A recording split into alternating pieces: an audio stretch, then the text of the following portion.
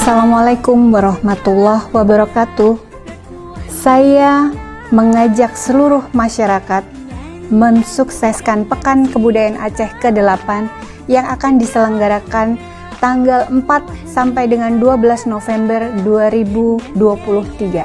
Perhelatan akbar kebudayaan yang dipusatkan di Taman Sultanah Safiatuddin Banda Aceh ini mengkampanyekan aksi Go Green atau ramah lingkungan.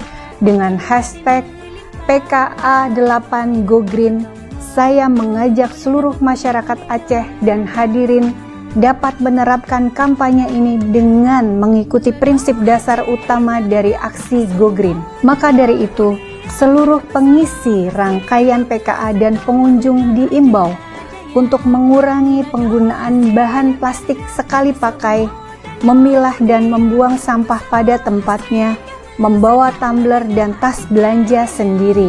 Dengan memahami prinsip ini, maka diharapkan rekan budaya semua bisa mensukseskan perhelatan PKA8 dengan tetap peduli terhadap lingkungan di sekitar.